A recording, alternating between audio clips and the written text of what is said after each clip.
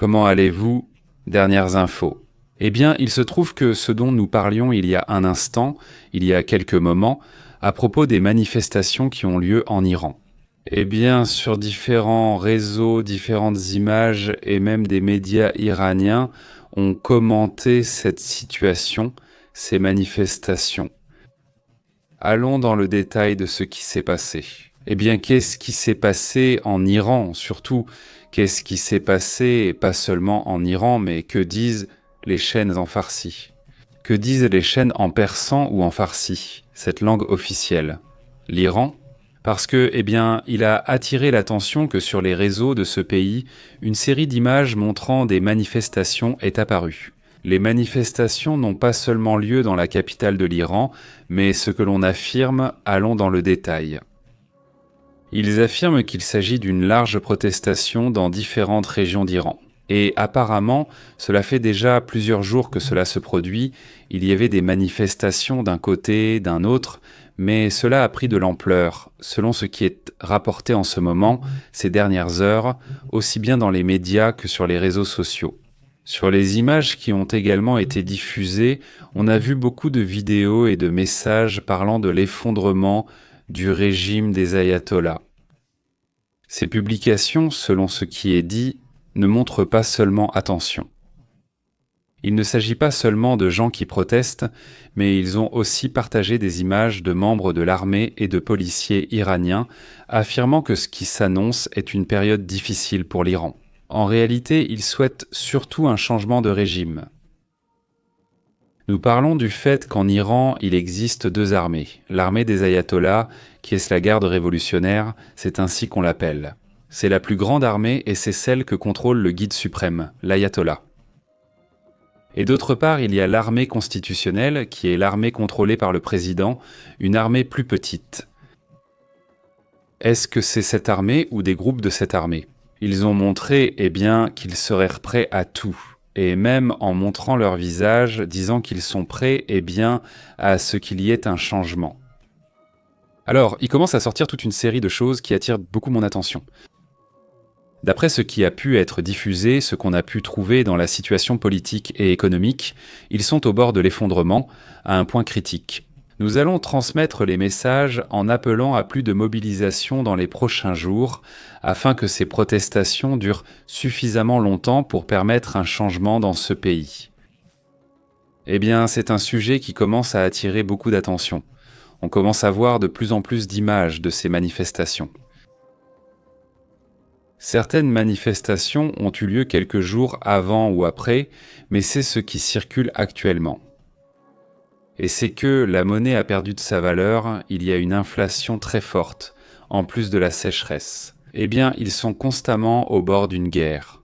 Hier, je disais que j'ai eu peur, ils insistaient un an que c'était le président iranien. Ils sont dans une guerre qu'ils appellent une guerre totale avec l'Europe, les États-Unis et Israël, c'est-à-dire qu'on les pousse vers l'idée d'une guerre totale. Pendant ce temps, le régime, eh bien, n'a pas le soutien du peuple, du moins d'une bonne partie de la population, selon ce qui est rapporté. Eh bien, ils ne se contentent pas d'appeler à rester dans les rues, mais dans de nombreux cas, ils suggèrent que les manifestants doivent être prêts à se défendre au cas où la situation s'aggraverait, au cas où la répression arriverait.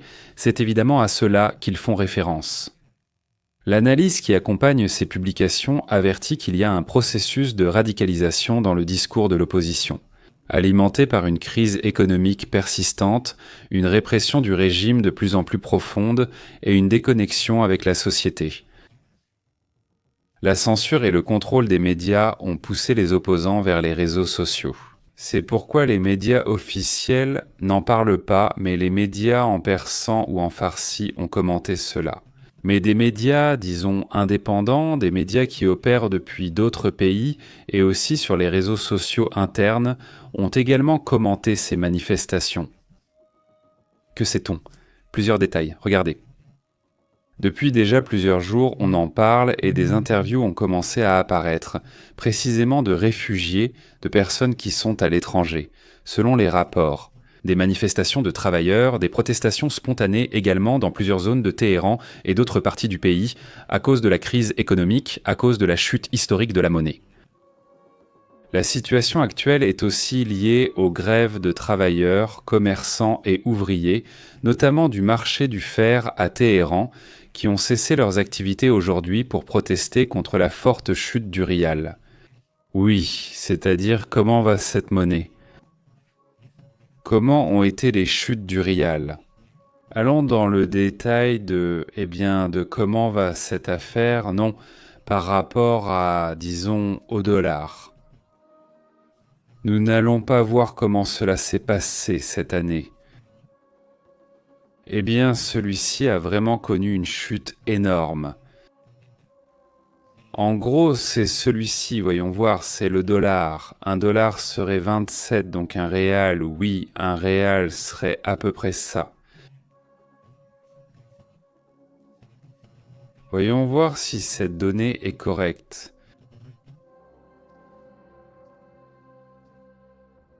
Voyons, c'est ici, voyons si.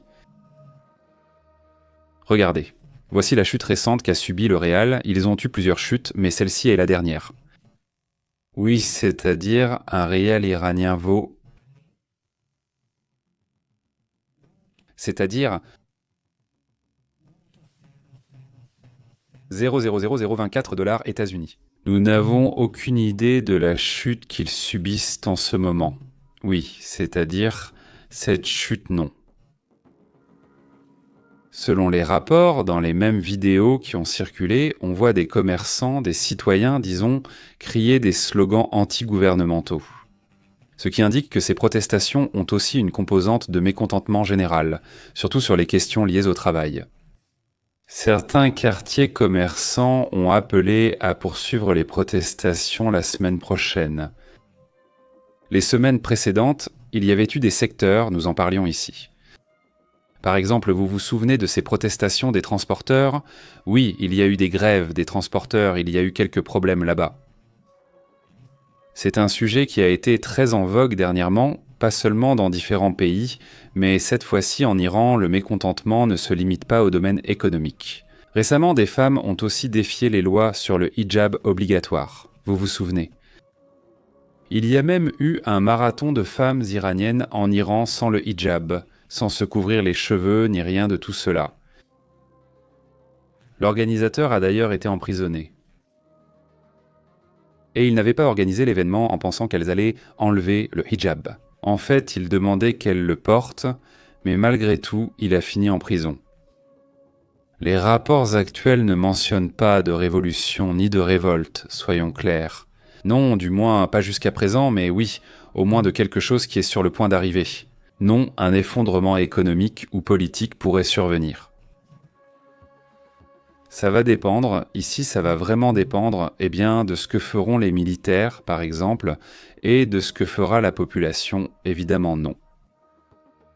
Mais la situation n'est plus focalisée sur un seul malaise. Ici nous parlons de multiples situations qui se produisent en même temps et qui pourraient m'en l'être.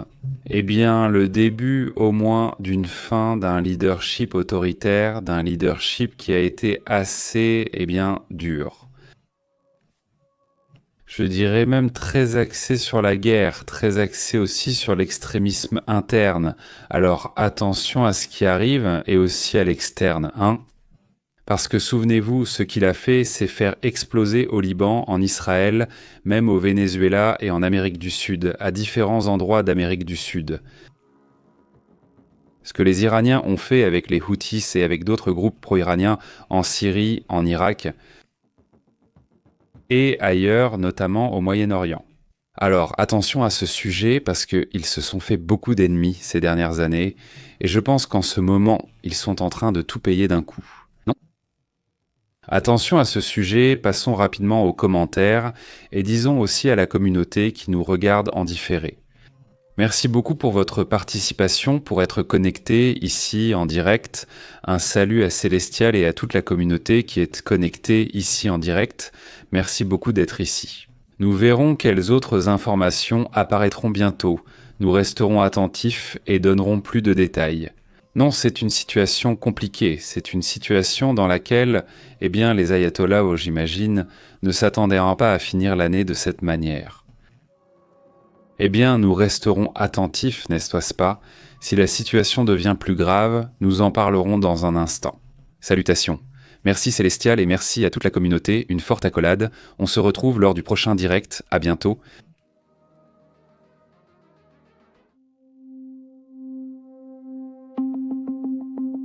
Merci d'avoir suivi le journal.